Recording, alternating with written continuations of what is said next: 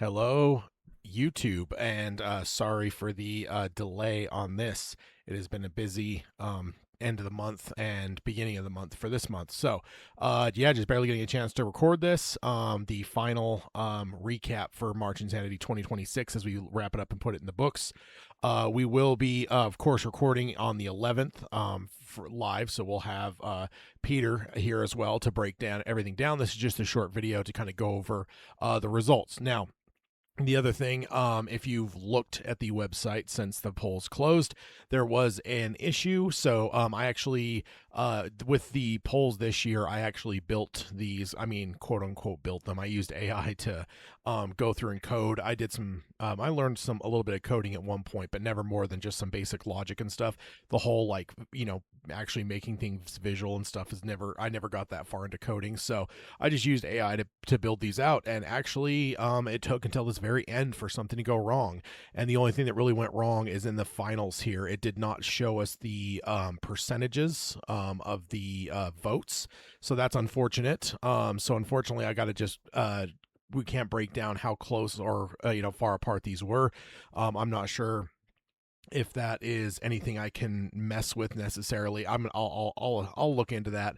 And maybe we'll have percentages by the episode, but I'm not hopeful because I don't think the coding is necessarily. If I update the coding to show it, I don't know if it'll then apply the entirety of the votes that were taken, if that makes sense. So sadly, no percentages, but let's go ahead and dive on in. So of course, on the Dark Tower side, our 6th annual Dark Tower bracket, we have most tragic character. And then on the non-Dark Tower side, which is the 2nd annual, we are doing most beloved character. And yeah, let's go ahead and jump on over to the Dark Tower side first. And I don't know if this is a surprise necessarily. I feel like this is a toss-up matchup between Roland and Susan Delgado in the finals.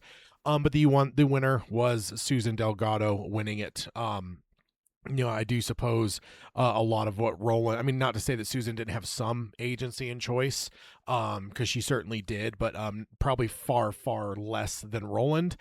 She also didn't necessarily do a whole lot bad like Roland did throughout most of his life. So a lot of Roland's tragedy can be seen as his own making, as well as he also, I don't want to say he deserves it, but there's a lot of tragedy in his life that is a reflection on the choices he makes, whereas Susan had much less of that than him, as well as obviously his is more stretched out over the course of an entire lifetime, and multiple lifetimes the way Roland is. But with Susan, of course, she died at the young age of 16 years old, so definitely tragic. We just covered it obviously for March Insanity. I wonder if that may have swayed the votes at all. The fact that we literally just did the book club covering Char Yu Tree right as this round was happening. That was of course a complete coincidence. There's no chance that we could have actually lined that up on purpose. I could try to claim that, but that would be a complete lie. So so Susan Delgado is our 6th annual March Insanity winner for most tragic character. Let's go ahead and jump over to the 2nd annual Stephen King bracket, and this one is probably the biggest shocker in a lot of ways. And it was Richie Tozier versus Sadie Dunhill.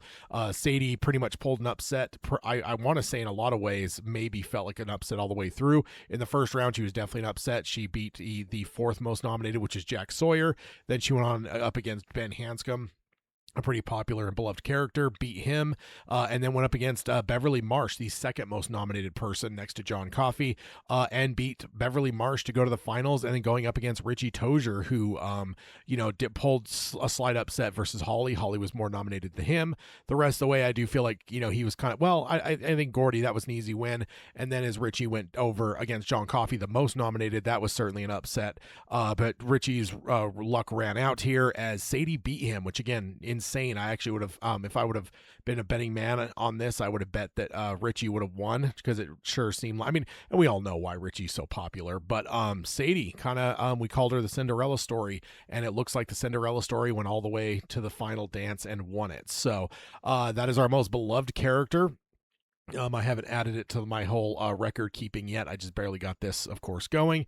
But let's see here. So most tragic character is Susan Delgado. And then most beloved Stephen King character is Sadie Dunhill. So that is Patrick Hockstetter's most hated, and Sadie is the antithesis of that, the most beloved. And then, most tragic character, Susan Delgado. So that is 2026 March Insanity in the books. Of course, come back on the 11th for our normal roundtable episode. And Peter and I will be breaking this down. I can't wait to see what his thoughts are on this. Again, apologies about the percentages being missing. I will certainly update the code on that for next year. But again, I'm not sure if there's going to be any way to retrieve the percentages from this one. Not that I know of, but I will certainly do some investigating on that.